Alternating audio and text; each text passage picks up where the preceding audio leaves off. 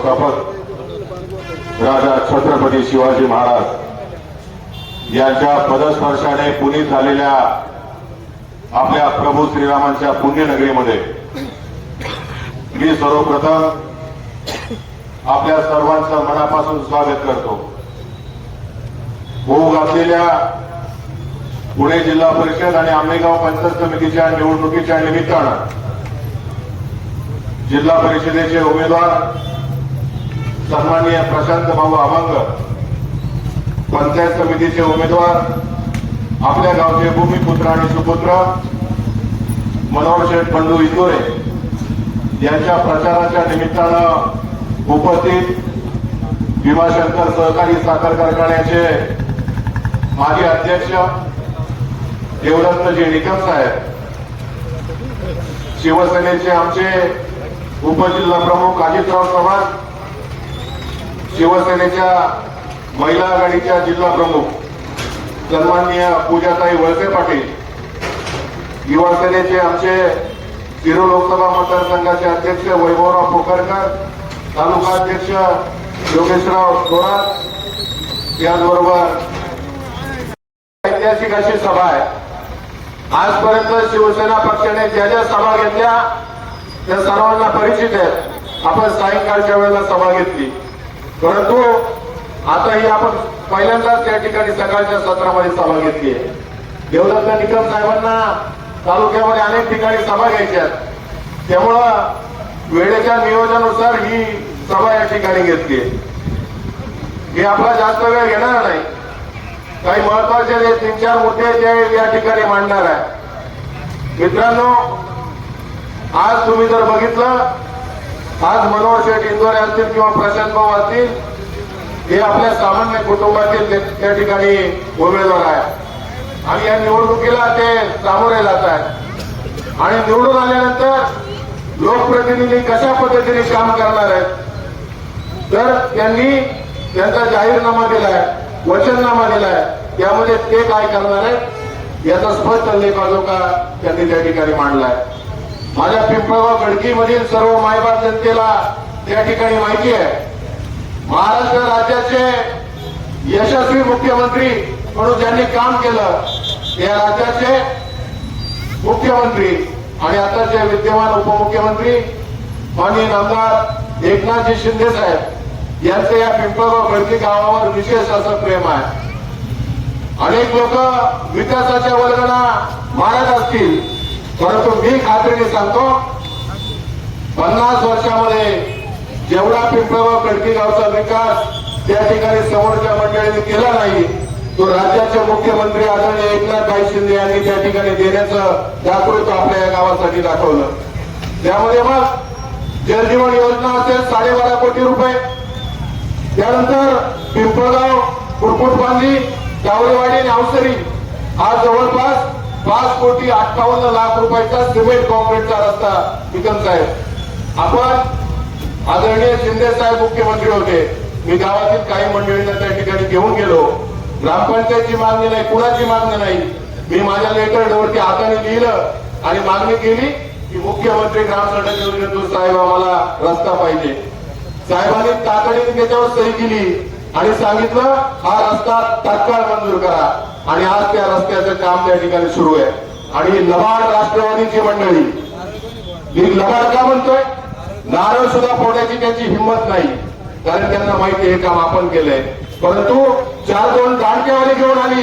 मी प्रभू श्रीरामाच्या नगरीत या ठिकाणी उभा आहे, माझ्या समोर त्यांनी यायचं, माझ्याकडं एकनाथजी शिंदे साहेबांचं सही केलेलं पत्र आहे आणि 4-2 मंडळींना राष्ट्रवादीच्या बगलबच्च्यांना बाहेर द्यायला लावायचे, तर हा रस्ता नामदार दिलीपरावजी वळसे पाटील साहेबांनी केलाय, चुकीचं आहे। जे नामदार साहेबांनी केलं त्याला केलं म्हणणारी अवलाद आमची आहे।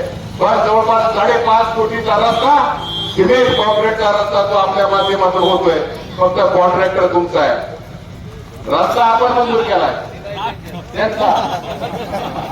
नामदार दिलीप वळसे पाटलांनी फक्त कॉन्ट्रॅक्टर देण्याचं काम केलंय, पण तो निधी हा शिंदे साहेबांनी दिलाय। त्याच्यानंतर पिंपळगाव, लिंबाचा मळा, कामठेमळा, अवसरी हा रस्ता 70 लक्ष रुपयाचा रस्ता त्या ठिकाणी आदरणीय एकनाथभाई शिंदे यांनी आपल्या गावासाठी दिलाय. मागच्या 2 वर्षापूर्वी दुकानाला चौक ते पिंपळगाव रस्त्याची अत्यंत दुरावस्था झाली होती. 3 वर्षापूर्वी तो देखील रस्ता त्या ठिकाणी आदरणीय बाईंनी दिलाय. गावातील ज्या 4 अंगणवाड्या आहेत त्या देखील एकनाथभाई शिंदेने देण्याचं काम केलं. गावामध्ये महिला अस्मिता भवन असेल, व्यायामशाळा असेल, जिल्हा परिषद प्राथमिक शाळेच्या वर्गखोल्या असतील, सभागृह असेल, आरोग्य उपकेंद्र असेल, दलित वस्तीमध्ये सामाजिक सभागृह असतील, अंतर्गत वाड्या वस्त्यांचे रस्ते असतील, असे एकूण 30 कोटी रुपयापेक्षा अधिकची कामं आदरणीय बाईंनी केली आहेत. आणि विरोधात पॅम्पलेटवर त्यांनी छापल्यात आपली कामं. त्यांना जाब विचारा. मी त्या ठिकाणी बरेच दिवस प्रचारामध्ये सक्रिय नव्हतो. बाकीच्या ठिकाणी मतदारसंघाची माझ्यावर विशेष जबाबदारी होती. परंतु मी ज्यावेळेला त्यांचं पॅम्पलेट वाचलं त्यावेळेला म्हटलं याच्यावर कुठेतरी बोललं पाहिजे. केलं म्हणण्याची वृत्ती आपल्या पिंपळगाव खडकी गावची आहे. परंतु यांच्या कार्यकाळात 3 कामं झाली. एक चांदेवाची भिंत झाली तिथं, एक शौचालय बांधलं इथं बाजूला, शौचालयाचं भांडण नाही, आणि छत्रपती संभाजी महाराजांचं स्मारक त्या ठिकाणी 5 वर्ष ते करतायत, अजून त्यांना ते करता आलं नाही. आणि ही कामं करण्यासाठी आपल्याला ही सक्षम उमेदवार आपल्याला हवे. राष्ट्रवादी काँग्रेस पक्षाच्या कार्यकर्त्यांना मी जाहीर आवाहन करतोय, तुम्ही भरपूर काही विकास केलाय गावचा, मला त्याच्यात पडायचं नाही. परंतु स्वच्छ चारित्र्याचे दोन्ही उमेदवार प्रामाणिकपणे सेवा करण्याचा त्यांनी निर्णय घेतलाय. त्यामुळे यांच्या पाठीशी तुम्ही ठाम उभं राहिलं पाहिजे. भरपूर तुम्ही सत्ता भोगली, आता या 2 कार्यकर्त्यांच्या हातामध्ये तुम्ही सत्ता द्या.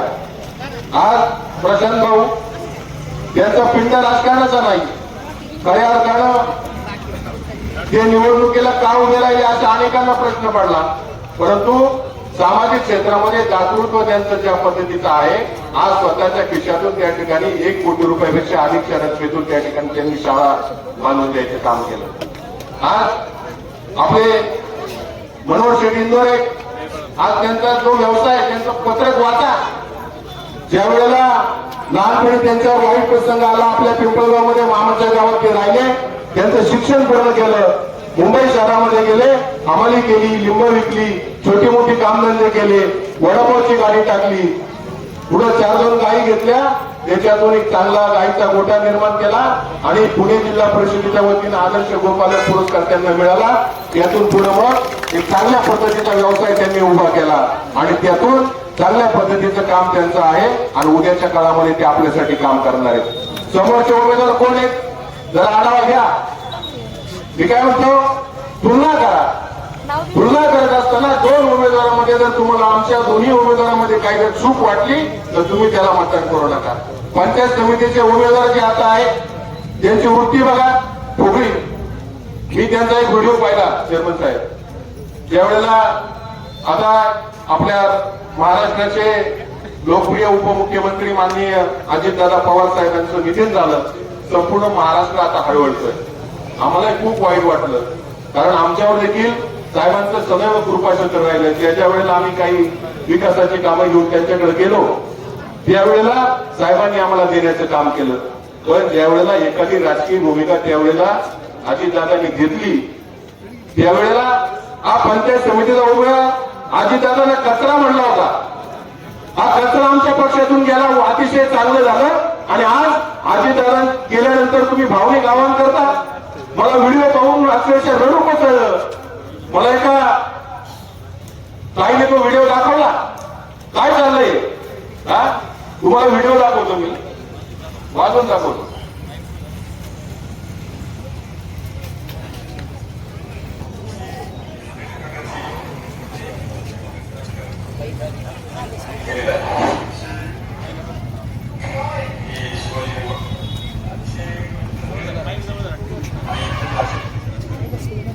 अजित पवारांनी केलेला आहे. अजित पवार आवश्यक होता, स्वतःहून साफ झाला. अतिशय नमस्कार. मी शिवाजी निवड. अतिशय घाणेरड्या प्रकारची आणि एकदम खालच्या प्रकारचे राजकारण अजित पवारांनी केलेलं आहे. अतिशय घाणेरड्या प्रकारची आणि एकदम खालच्या प्रकारचे राजकारण अजित पवारांनी केलेलं आहे.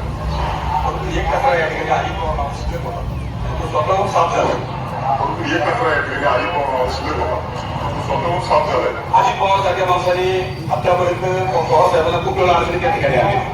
पक्षाची जी वाटाघाटी पाठीमागच्या काळात जी झाली त्याच्यामध्ये प्रमुख जर कोणी असेल तर तो अजित पवार होते. अजित पवारमुळे पक्षाला खूप अडचणी आहेत पाठीमागच्या काळात सहन करावं लागली आहे. शिवाजी संपत मुर्दाबाद. म्हणजे सांगायचा उद्देश काय आहे, आपली उंची किती, आपण बोलतो किती. आम्ही आजपर्यंत देखील तुम्हाला सांगतो तालुक्याची संस्कृती आहे. माननीय नामदार दिलीपरावजी वळसे पाटील साहेब असतील किंवा माननीय खासदार शिवाजीराव दादा आढळराव पाटील असतील, या दोन मान्यवरांनी त्या ठिकाणी तालुक्याचा विकास केला. आता पुढची पिढी येते राजकारणात, ही तरुण पिढी, घरची नाही ही तरुण पिढी, यांनाही कारभार करायची संधी दिली पाहिजे. परंतु सुसंस्कृत असणारा तालुका आज अजितदादांवर आपण बोलतोय. काय बोलतोय आपण? हा कचरा साफ झाला, ठीक आहे. तुमची भूमिका 6 महिने अगोदर तुम्ही मांडली, वर्षभर अगोदर मांडली, पण तुम्ही तेच आहेत ना. म्हणजे तुमच्या डोक्यामध्ये इतके खालच्या पातळीचे विचार असतील तर असा लोकप्रतिनिधी आम्हाला नको. आम्हाला स्वच्छ चारित्र्याचा मनोहर शेट्टी यांच्यासारखा लोकप्रतिनिधी पाहिजे, हक्काचा लोकप्रतिनिधी पाहिजे. ज्या वेळेला आपल्या घरामध्ये संकट येईल, आपल्याला काही अडचण निर्माण होईल, नाही एखादं विकास काम झालं तरी चालेल, पण मनोहर शेठला एखादा फोन जर आपण केला, शेठ मला अशी अशी अडचण आहे, मुलीचं लग्न ठरलंय, पैसा नाही, वीर घालायची, काय करू, पैसा नाही, जमिनीची लेवल करायची, पैसा नाही, ही देण्याला पैसे नाहीयेत, शेठ थोडी मदत करा, मुलाच्या शिक्षणासाठी विषय आलाय, ही भरायची आहे, मनोहर शेठ काही कावेनी थोडी मदत करा, चांगली शेती पिकली, तुमचे पैसे मी तुम्हाला देऊन टाकेन, मनोहर शेठ तुमच्यासाठी उभा राहील. इलेक्शन मध्ये नाही तुम्हाला दारू पाजू शकणार, नाही तुम्हाला ढाब्यावर नेऊ शकणार, नाही तुम्हाला मटन चिकन घालू शकणार, पण मला खात्री आहे ते आपल्या गावातील कोणत्याही सामान्य लोकांनी ज्या वेळेला आवाज देतील त्यावेळेला ते उभे राहतील. कारण यापूर्वी देखील त्यांनी अनेकदा ते सिद्ध करून दाखवले. त्यामुळे बाबांनो, हात जोडून विनंती आहे, विकास आम्ही समर्थ आहे. जो काही करायचा आहे ना, आम्ही देखील राज्याच्या मुख्यमंत्र्यांबरोबर काम करतोय. कोणतंही काम तुम्ही माझ्याकडे घेऊन या, 8 दिवसात मार्गी लावतो. पण प्रामाणिक माणसं या ठिकाणी पाहिजे.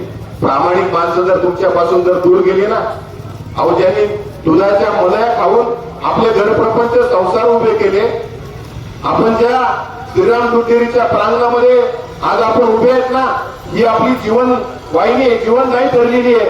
आज तालुक्यातल्या 35-40 गावाचा सगळं पोट प्रपंच या डेअरीच्या माध्यमावरून चाललाय. बरोबर का नाही? ही समर्थ आहे. पण आज कात्रज दूध संघासारखा एवढा मोठा जिल्ह्याचा प्रकल्प, आज त्याची काय अवस्था तुम्ही करून ठेवली. तुमची घरं भरायची काम तुम्ही केलंय.